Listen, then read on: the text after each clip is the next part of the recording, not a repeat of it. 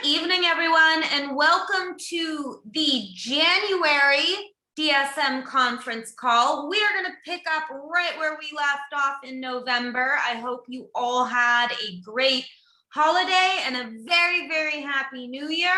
Back at it, new year. Let's keep it rolling for sleep apnea.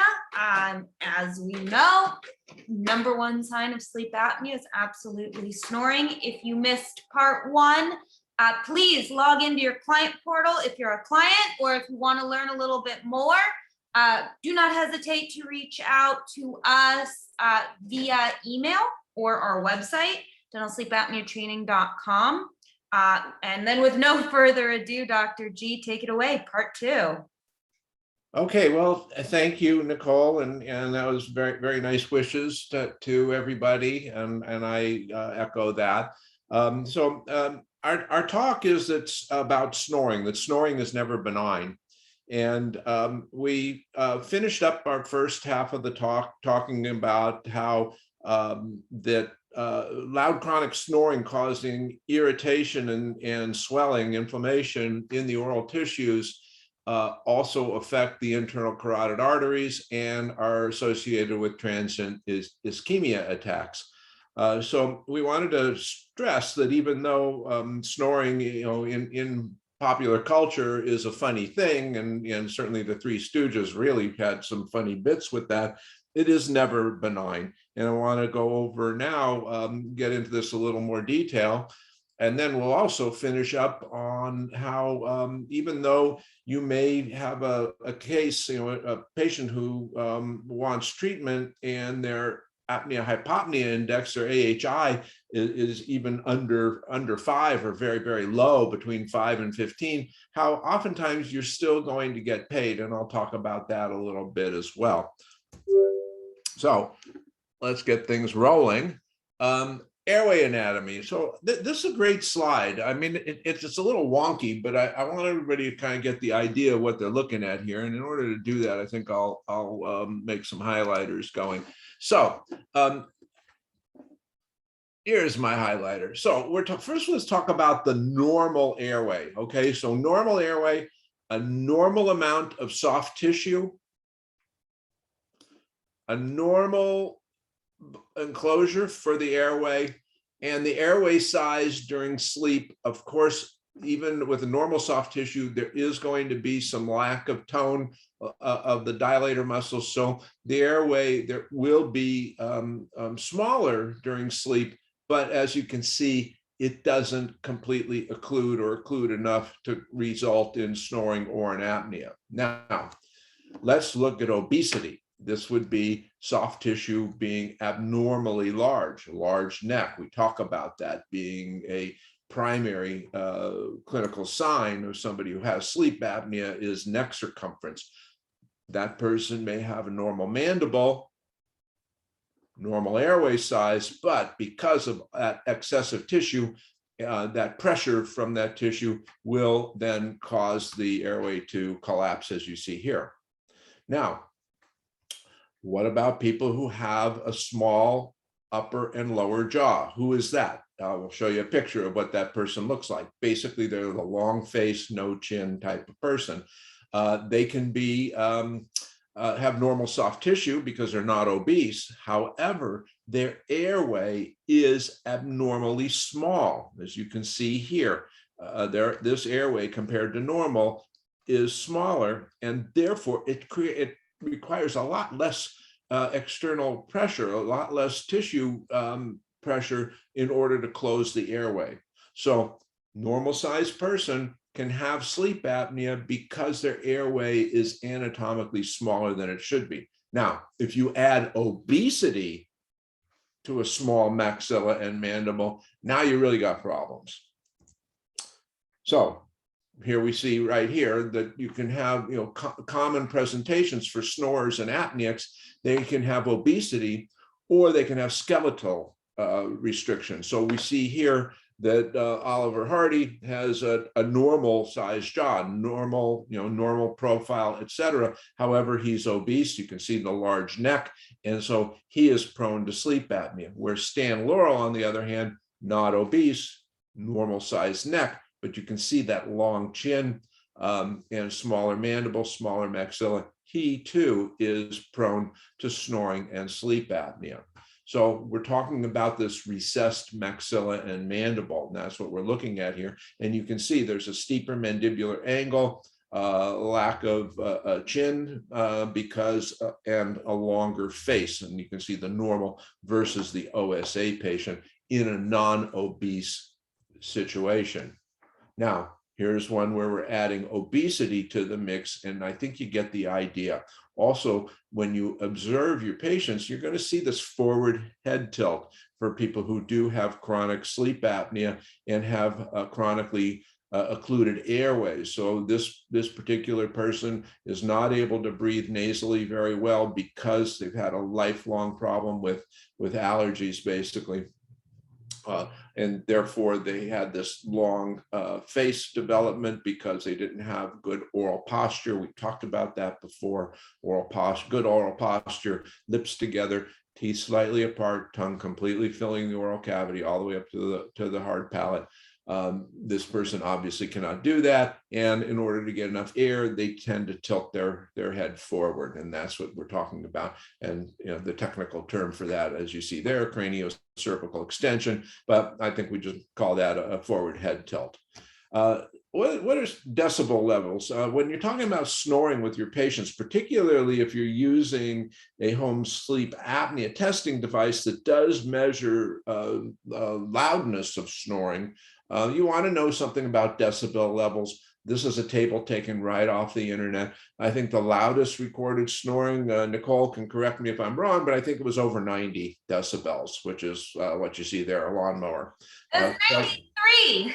93, there you go. So that's somewhere between a lawnmower and a chainsaw. So that person, nobody can sleep in the same house with that sort of person.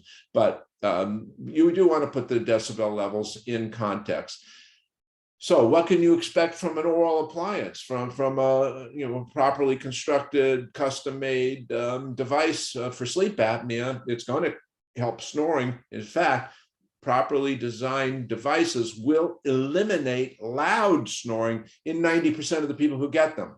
What is that? So what is our goal? To get the decibel level down below 30. Okay, this is the number that we're looking for, because a snoring level below 30 is not going to awaken a bed partner, nor will it arouse the snorer. It's when this decibel levels get above 40 and 50 that we have big complaints from the bed partner. And as a matter of fact, that snoring at that level will actually wake up the snorer. It will cause an arousal for the snorer, him or herself. So what is the source of snoring? And do you need to know about it? Well, you got to review your anatomy. Okay, and here's a cross section. This is right out of an anatomy textbook, and you can see here that we're looking at various areas. Okay, so on the left here are the various muscles that are involved, and some of the other anatomical features as well, including the hyoid bone, etc. But here are the regions of the airway. We've got the nasopharynx. Well, the nasopharynx is a bony walled entity. Okay, so we've got so there, and it is the size it's going to be. Now I'll tell you how that is affected by our growth and development in a moment.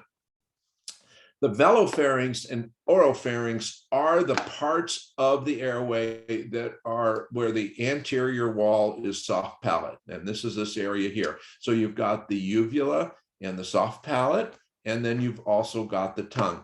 This is the collapsible part of the airway. Lower down, the hypopharynx, again, this is more of a bony cartilaginous structure, and it is not as prone to collapse as the soft tissue mediated portion of the airway. So it's showing, like I said here, these important muscles controlling airway patency, and these are the muscles that are involved. And I'm not going to read from this, but mainly the genioglossus, that's that controls the tongue, and the geniohyoid that controls the position of the hyoid bone. Those are some of the major muscles that we're talking about. Those are considered the dilator muscles of the airway. So the tensor palatini to lift up the soft palate, the genioglossus for the tongue, the geniohyoid for the hyoid bone. This is what keeps our airway open. So when I refer to the dilator muscles of the airway, that's all of these muscles taken together. Okay. In patients with apnea, the collapse typically occurs behind the palate, behind the soft palate, the velopharynx and the tongue, the oropharynx, or both. And the good news is that our devices, our mandibular advancement splints, will increase the muscle tonicity of the dilator muscles of the velopharynx. And that's great news. So not only is it being increased anterior posteriorly, but if we look at it from a coronal section, looking down and making a slice, we're also seeing an increased width. Okay, that would be lateral width of the airway. So these oral appliances have really proven to be quite effective at increasing tonicity, et cetera. Now, there's some other things that people can do as well. Myofunctional therapy, for one, will also help to increase the tonicity of these muscles. And I recommend it strongly that you learn about myofunctional therapy, and certainly you can get trained in it, or there may be people in your community that you can refer to specialists. Typically speech pathologists will be one of the go-to people that have training in myofunctional therapy. So is it nature or is it nurture? And I think anybody who's gone through my lectures understands that this whole notion that our jaw positions and our jaw shapes and our head shapes are genetically determined is just really not true. I mean, obviously there's going to be some variation based on genetics, but as far as having a recessed mandible, a long face, that is not a genetic issue. So when we talk about the evolution of OSA, I think we can pretty much cross out genetic factors. They're environmental factors. This is what we're really looking at, okay? Nasal-respiratory obstruction, typically due to environmental allergies. Thumb sucking can also play a role, as can pacifier sucking. And also bottle feeding for infants is another factor as well for craniofacial abnormalities. What are these abnormalities? Long face, recessed chin. That leads to some partial airway obstruction. There can also be overlying soft tissue effects. We talked about obesity being one of them that will circle back and affect and actually exacerbate this partial airway obstruction. And all of that can lead to OSA. Okay, that's what we're talking about. So is prevention possible? Well, certainly it is possible if we recognize it early enough.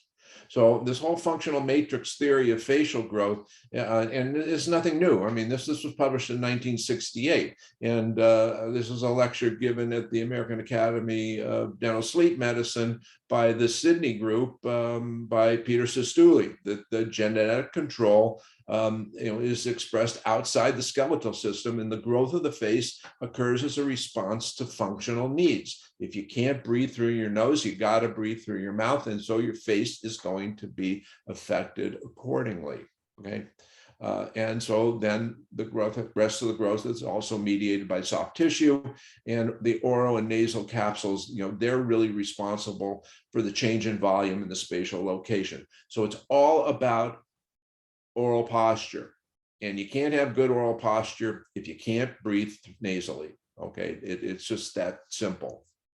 So what about these snoring aids that the people talk about that's sold on the internet that do not involve mandibular advancement splints or CPAP? So there have been some studies, and this is part of my training and studying for my board exam from the American Board of Dental Sleep Medicine.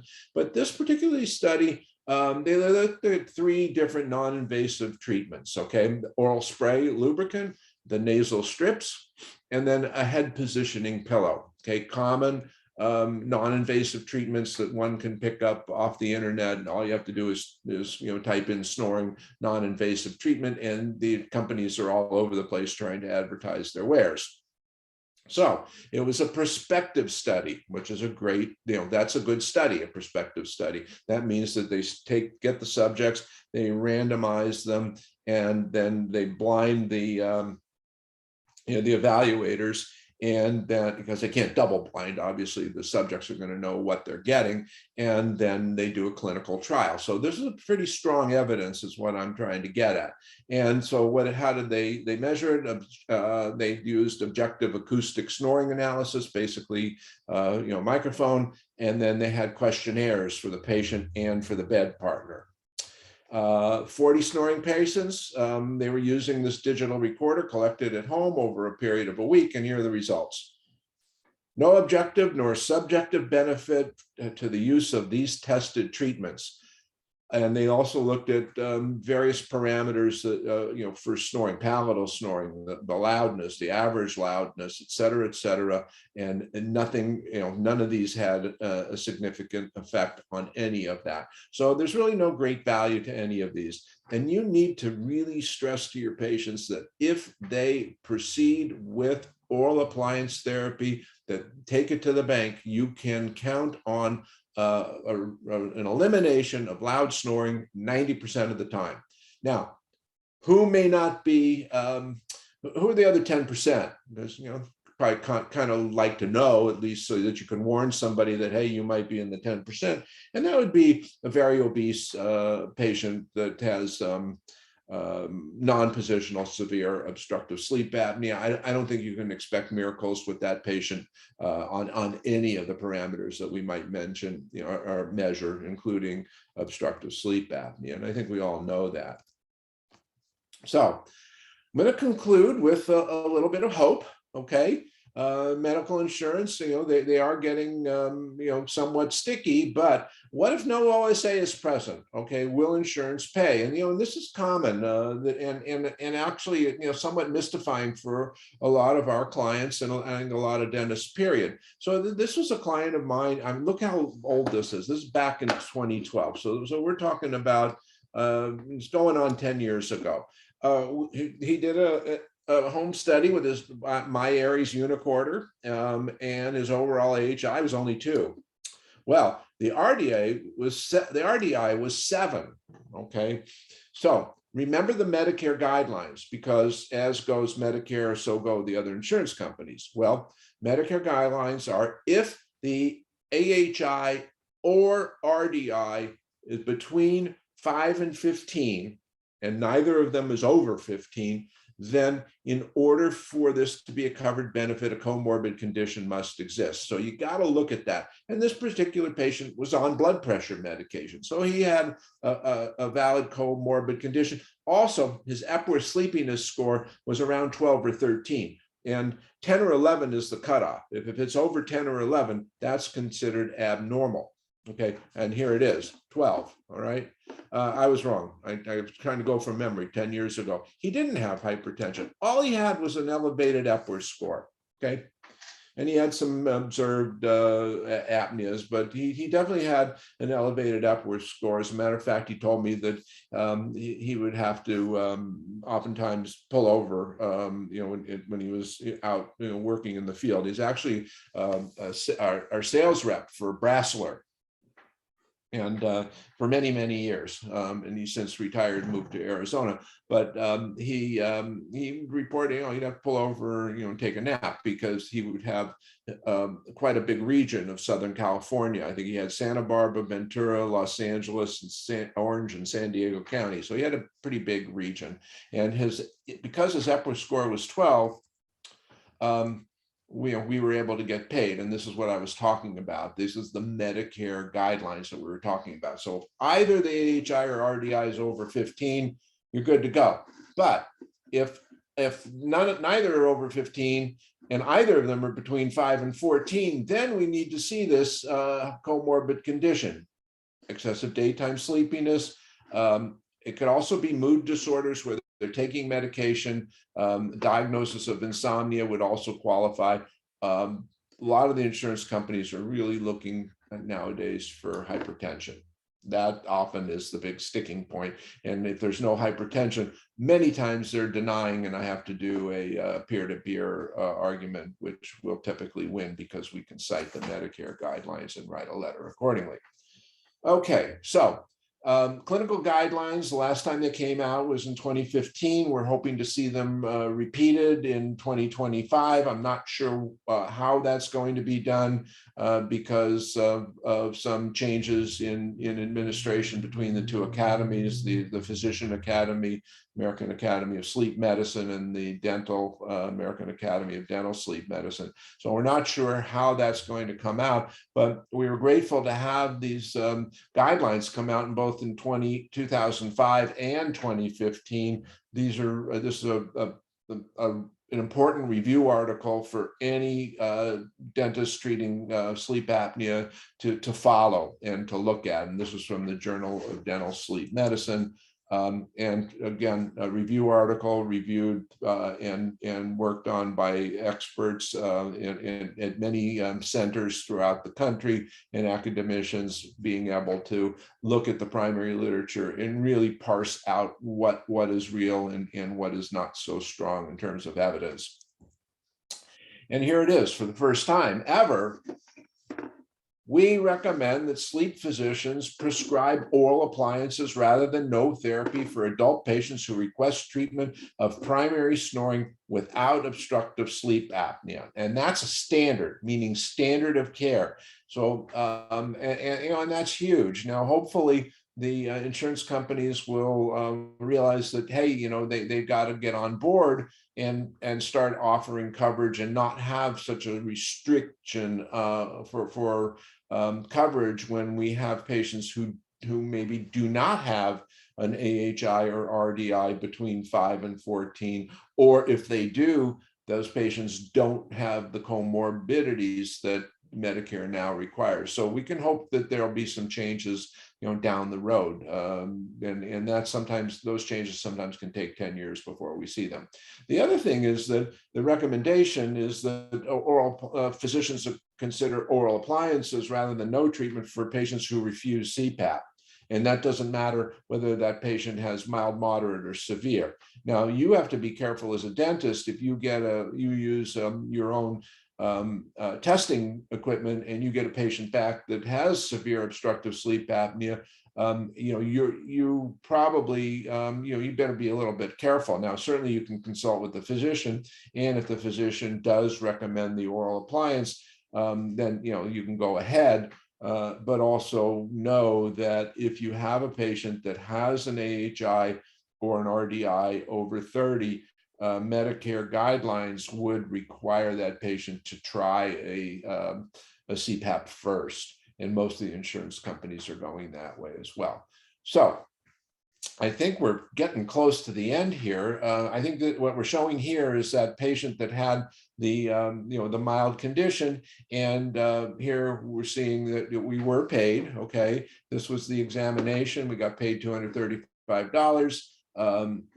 And then we did something called pharyngometry. They really didn't pay anything on that, but we did a home sleep apnea test, charged $600, and they did pay for that as well. And then this was rhinometry, this other medical charge that we had. And we're not using pharyngometry or rhinometry anymore. It was interesting, but I think I want to look at it a little more like a parlor trick. I mean, it might inform some of what you do. There are some practitioners who really swear by it, but I couldn't find a lot of value in it, and it seemed to take up a lot of our time without a lot of benefit. Finally, we did go and make an oral appliance, and we charged this patient, or we charged the insurance $6,500, and we did get paid quite a bit, $4,400 for that. So that's it for tonight, Nicole. I'd like you to chime in and wrap things up for us and tell everybody when they can hear us again. Fantastic. Well, thank you so much for that, everyone. Thank you for tuning in. We will be back next for February standard last Monday of the month, which makes it the 28th, 5:30 p.m. Pacific. We hope to talk to you then. All right, everyone, have a great night, and we'll speak with you later. All right, good night, everyone.